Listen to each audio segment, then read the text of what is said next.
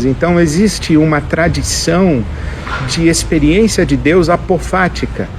Existe uma tradição, por exemplo, da teologia negativa, que de Deus não se pode falar, porque tudo quanto se fala de Deus diminui Deus.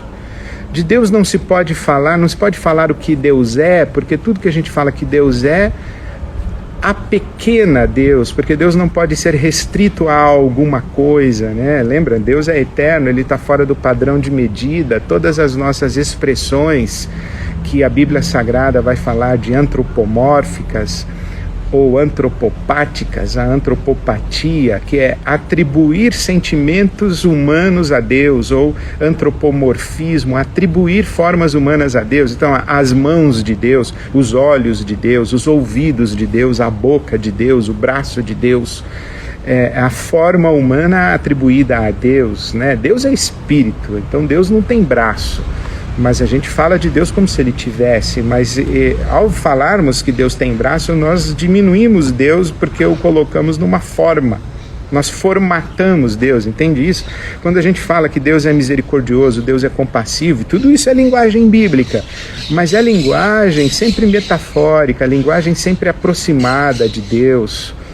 Que são sentimentos nossos, que nós conhecemos, e quando nós falamos da misericórdia de Deus, da compaixão de Deus, quando nós falamos da justiça de Deus, nós estamos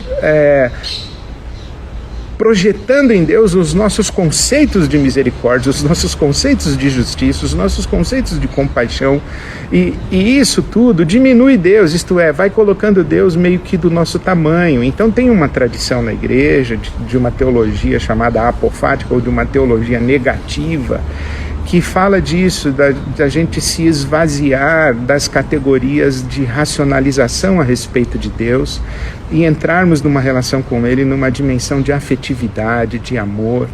É onde entram aí as tradições da oração contemplativa, onde entram, por exemplo, Teresa de Ávila, a carmelita, São João da Cruz também carmelita, fundadores do movimento carmelita, Teresa de Ávila, São João da Cruz, Bernardo de Claraval ou Bernardo de Clairvaux, onde entra Mestre Eckhart. Esse é pesado demais da gente ler. Mestre Eckhart é muito incrível, né? Não sei nem falar o nome dele direito, a teologia dele.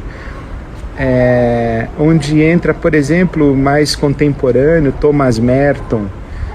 Essa tradição da oração, não como essa articulação racional de palavras, e essa relação com Deus de causa e efeito, eu falo isso, Deus faz aquilo, porque eu orei assim, aconteceu aquilo outro. Esse ser então da relação com Deus, como se a relação com Deus e com o universo espiritual, com a dimensão espiritual, com o mistério, né, do universo espiritual e dos caminhos de Deus na história, como se esse mistério todo coubesse nas nossas categorizações e nos nossos entendimentos, né? Então essa mulher, ela entra em oração e quando ela entra em oração, e talvez ela entre começando a falar e a dizer o que pensa, a dizer o que sente, a reclamar, a murmurar, a reivindicar, a suplicar, e de repente ela cai num pranto, ela cai num choro, e ela não consegue mais expressar o que sente, o que pensa, e essas categorias da razão e da imaginação e da reflexão vão ficando para trás, e sobram umas lágrimas que traduzem o que as palavras não traduzem, sobra um desespero, sobra um coração agônico, sobra uma aflição, e acho que é nessa percepção que a Teresa de Ávila vai dizendo, dos estágios que a gente vai vivendo na experiência da oração, em que a gente vai indo cada vez mais fundo, até que a gente chega num lugar em que a gente sabe, mas a gente não consegue explicar o que sabe.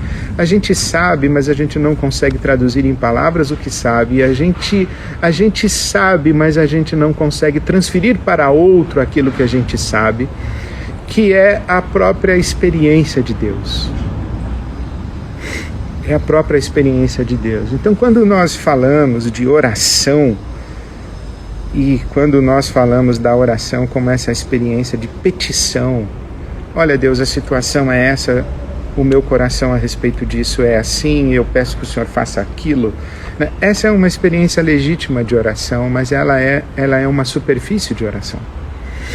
E eu me lembro que muitos e muitos anos atrás, eu e o meu amigo Carlos Bregantin, nós conversávamos sobre oração, e ele me contou que o pastor Davi Gomes foi à igreja dele fazer uma conferência que era tipo uma escola de oração do pastor Davi Gomes.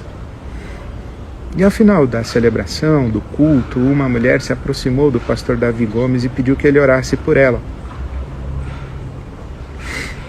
E apresentou o pedido, e ele falou, sim, vamos orar, minha irmã. Então a irmã se ajoelha e vamos orar. E ajoelharam-se juntos. E o pastor disse a ela, a irmã ora, depois eu oro. Está bem, então aquela senhora dirigiu as suas orações a Deus. Senhor nosso Deus, nosso Pai, bababá, bababá, em nome de Jesus, amém. Aí ela terminou de orar, o pastor olhou para ela e disse, a senhora ainda não orou, ore, depois eu oro. A mulher, com certo constrangimento, começou a orar de novo. Senhor nosso Deus, nosso Pai, talvez na segunda vez um pouquinho mais pausadamente, talvez escolhendo melhor as palavras, talvez um pouco perplexa. Orou de novo, fez-se silêncio. Ela olhou para o pastor e disse, o senhor não vai orar? O pastor Davi Gomes disse, a senhora ainda não orou. Eu disse, a senhora ora, depois eu oro. A senhora ainda não orou. A mulher então, depois de algumas tentativas, começou a entrar em aflição, começou a chorar, derramou-se diante de Deus, clamou, e ao final da sua oração recebeu um abraço acolhedor do pastor, que com poucas palavras expressou a sua oração, mas disse à mulher, agora a senhora orou, eu já nem preciso mais orar, porque a senhora já orou. Eu me lembro dessa história, ela deve ter quase uns 30 anos. E ela me consola, e quando eu vejo essa experiência de Ana e vejo a experiência de outras pessoas na Bíblia Sagrada, e especialmente quando eu estou diante de uma situação em que eu não faço a menor ideia como orar, e eu fico pensando que é hora de orar como Ana.